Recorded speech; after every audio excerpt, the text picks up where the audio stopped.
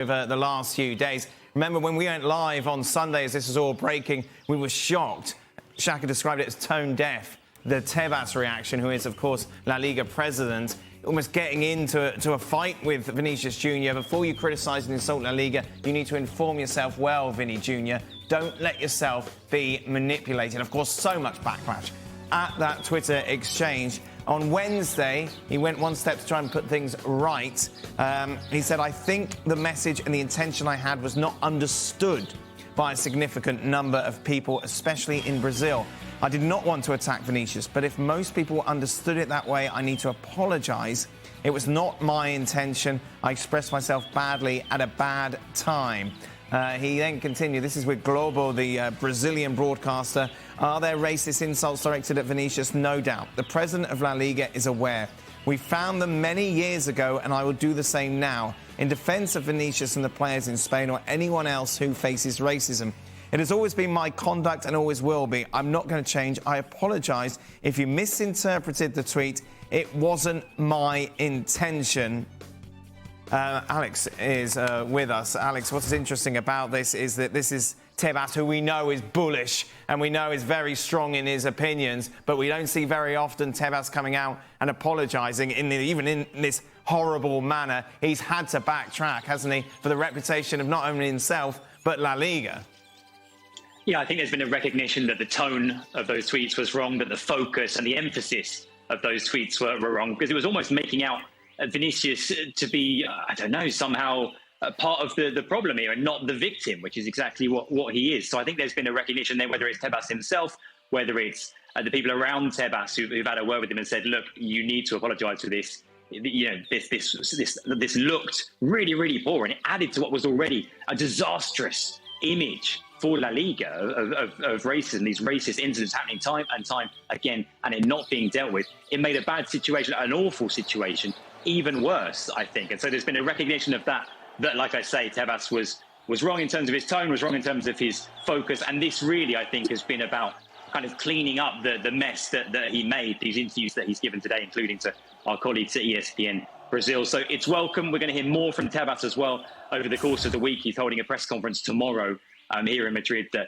he'll be, I think, saying more of the same and really trying to change the focus away from some things that he said on Twitter that he probably shouldn't have said, or at least how he said them, and instead in terms of the more positive side of what has happened in the last couple of days, which is the arrests that have been made, the punishment that's been handed out to Valencia as well, because those are the really concrete steps that have been taken over the last couple of days that I think are what Vinicius Jr. wanted to see. You know, what we saw today at the Bernabeu was great and important in terms of showing support for Vinicius Jr. But I think what's really important, like I say, is those arrests and that quite severe punishment that we've seen for Valencia, which is what Vinicius has been asking for.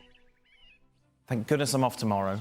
You know Tebas is going to say something ridiculous in his press conference. You mean more ridiculous than Sunday, and then even more ridiculous than that half-baked apology? Listen, the more I see this Tebas apology, the worse it gets. First of all, and just to be a little bit flippant about it, as Sid was saying yesterday, it's never good when the La Liga president is referring to himself as the La Liga president. You don't speak about yourself in the third party. That's just for starters. Second of all, it's never good when your apology is, I'm sorry people misinterpreted me. People misinterpreted you because you said nonsense. And to that point, I don't think anybody misinterpreted you at all. Everybody heard exactly what you were trying to say all along. And then this, people misinterpreted me, especially people in Brazil. No, everybody with two brain cells that rub together heard what you were trying to say and lash out against you. It's not about a misinterpretation. It's not about a misinterpretation by a certain sector of people. It's about you making a really poor statement at the worst possible time and finding and getting the retribution for it. Apologize for that. Just say, I was wrong. I got this totally wrong. Don't try to put this on anybody else. All that being said, and as critical as I am of Tebas and that apology, it is so much better than everything we've seen from Spanish football. Yeah. So the bar was low. The bar was very low. So while it was awful, it is so much better than everything that preceded it. So at least there's some movement in the right direction. Go on, Steve, I'm just trying to figure out how does somebody like Tebas, being the president of La Liga, how does he get away with just spouting all this nonsense time after time? Yeah. And it doesn't seem as though there's any repercussions against him and the position that he's in. How does he get away with this all the time? Well, I think he's definitely running out of time, for sure, given what we've seen. I want to welcome Kieran Gibbs into the conversation. Kieran, given what we've seen not this weekend, but of course over the last few seasons in Spain, if you were still playing, would that sort of behaviour from the fans be off-putting in your decision to move to Spain? Good question. I mean, obviously all of the players are going to be aware, right? Everyone probably in the world has seen that in the world football. I think if I was a player that was linked to a club in Spain, I don't think it would influence my decision to go to the league. I think it would affect my decision to go to the club, though. I don't think that putting myself in that position would.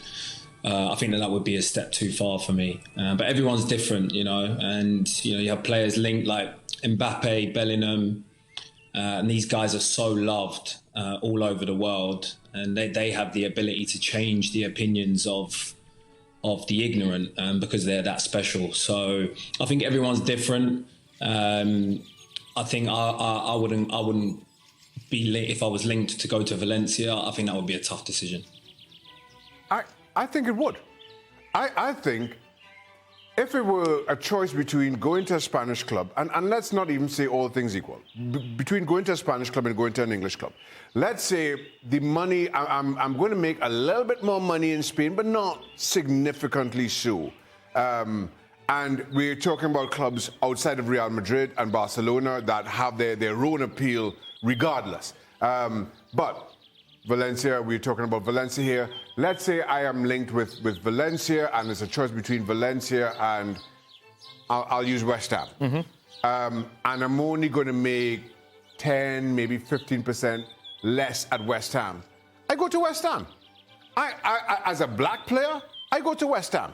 And while we're discussing this, and we're discussing Vinicius Jr. and his standing in Spanish football and in world football, and we're talking Brazil. Brazil is the largest exporters of footballers in the world. So now if, as you go to Brazil searching out talent, if there's any kind of parity between Spanish clubs and clubs from some other country interested in one of those talents, I think that there's a real decision to be made. It's not that straightforward. It's not just a